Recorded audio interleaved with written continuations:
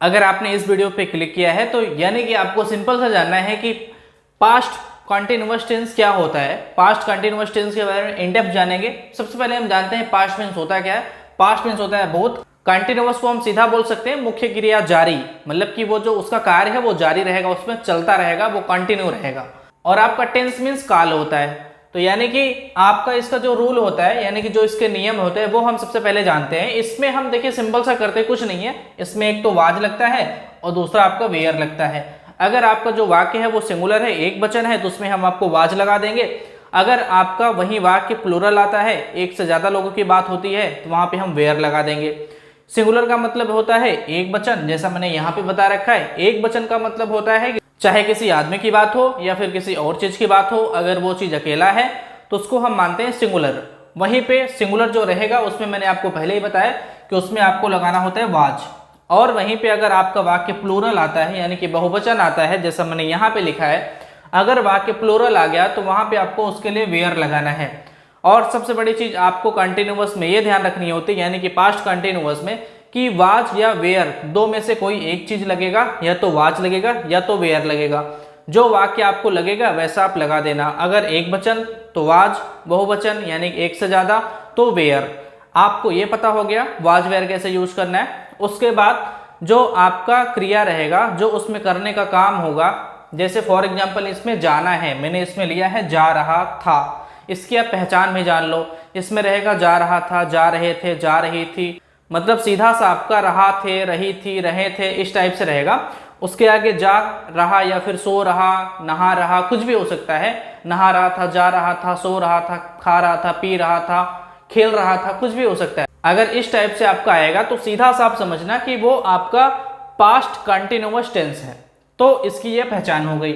इसमें जो क्रिया रहेगी, फॉर एग्जाम्पल यहाँ पे जैसे गो के लिए होता है जाना, तो मैंने लिखा जा रहा था। यहीं पे जैसे आपका स्लीप होगा तो स्लीप का हम क्या कर देंगे, स्लीपिंग कर देंगे, उसका हो जाएगा सो रहा था। सीधा सा आप एक चीज जानो कि जो उसकी क्रिया होगी उसके आगे हम आईएनजी लगा देंगे। फॉर एग्जाम्पल आपका यहाँ पे जैसे गो आया तो गो के आगे मैंने आईएनजी लगा दिया, तो ये आपका गोइंग हो गया।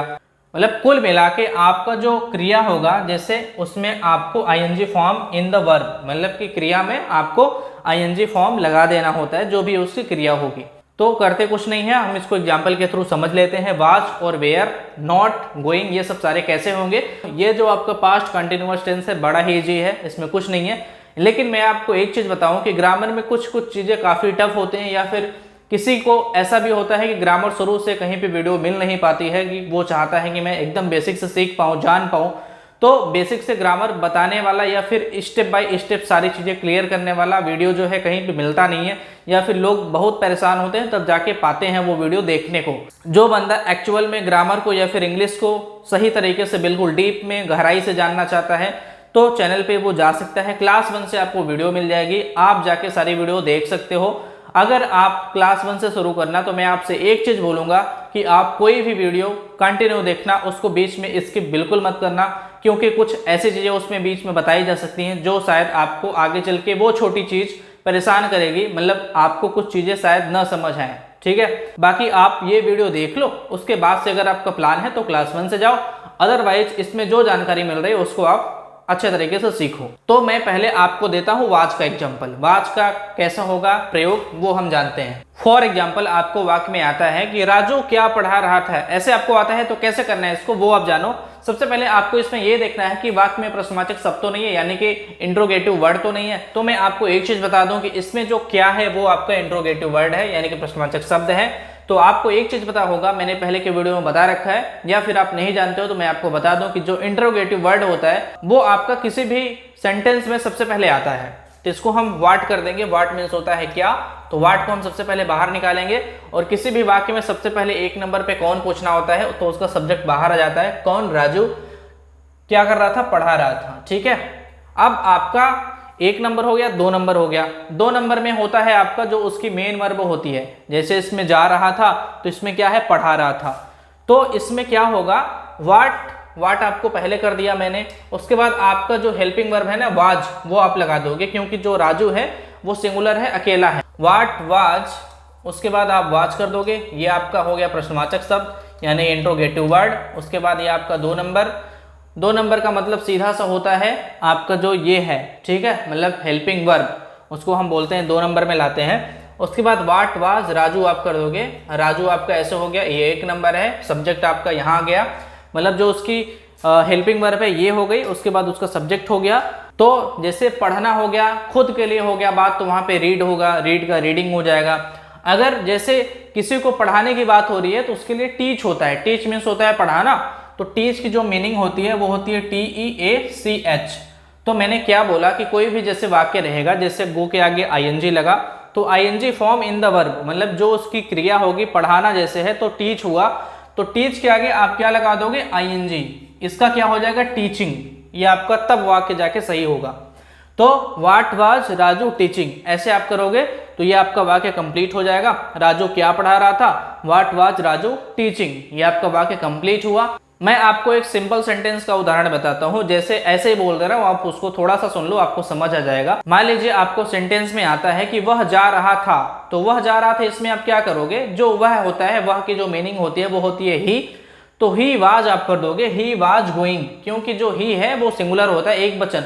जैसे वह जा रहा था तो वो अकेला है ना, तो मैंने आपको क्या बोला, एक वचन या सिंगुलर जो रहेगा उसके साथ में आपको वाज लगाना है, तो ही वाज गोइंग आप कर दोगे।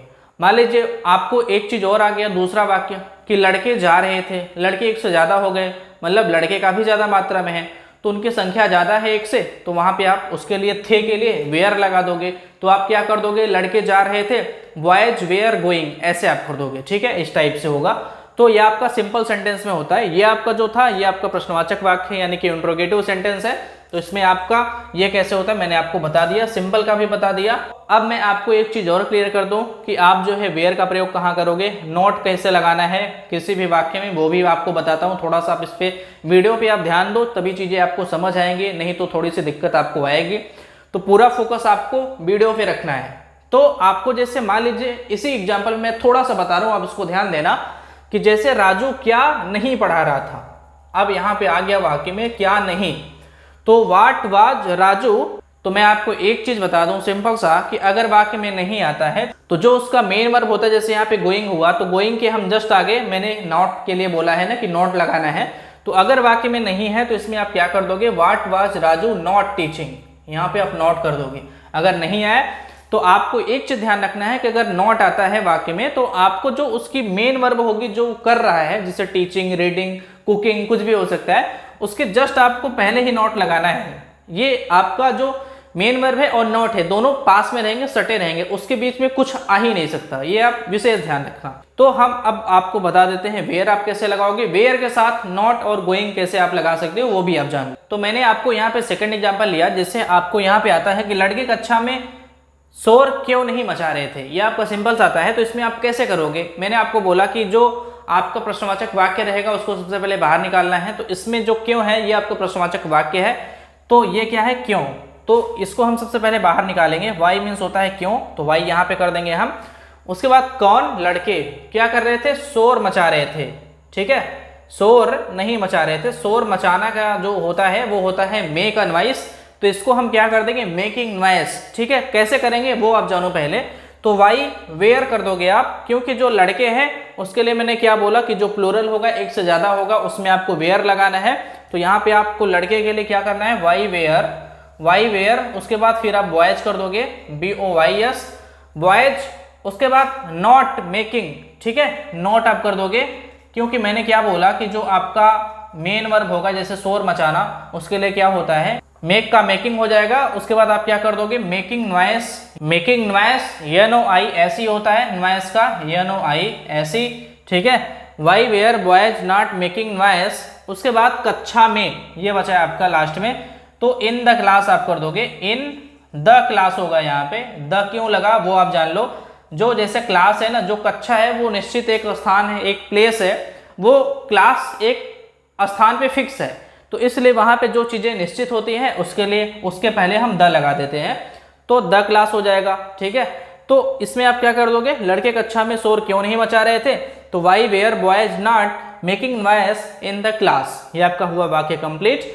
मैंने आपको वाज और वेयर दोनों बता दिया। मैं आपको एक चीज फिर से याद दिला दूं कि मैंने सारी चीजें आपको कंप्लीट कर दी हैं। कोई भी मन में आपके डाउट है तो आप कमेंट करके पूछ सकते हो। बाकी मैं आपको एक चीज़ और बताना चाहूँगा कि चैनल पे क्लास 1 से वीडियो डली हुई है। अगर आप एक्चुअल में सही में ग्रामर या फिर इंग्लिश को बिल्कुल गहराई से शुरू से जानना चाहते हो तो आप क्लास 1 से जाके वीडियोस देख सकते हो। बाकी इस क्लास को आप शेयर भी जरूर कर देना उनके साथ जिसको इस चीज़ की ज़रूरत है। और हाँ, चैनल पे आप पहली बार आए हो, नए हो, तो इसको आप सब्सक्राइब जरूर करना। साइड में जो बेल आइकन है उसको आप प्रेस कर लेना, उस पर जो नोटिफिकेशन का बेल है उस पर आप ऑल सेलेक्ट रखना, ताकि इन फ्यूचर जो वीडियो आए उसका नोटिफिकेशन आपको सबसे पहले मिले और सबसे पहले आप उसको देख पाओ। तो मिलते हैं आपसे किसी अन्य वीडियो में नए टॉपिक के साथ में। तब तक के लिए नमस्कार, धन्यवाद, आपका दिन शुभ हो।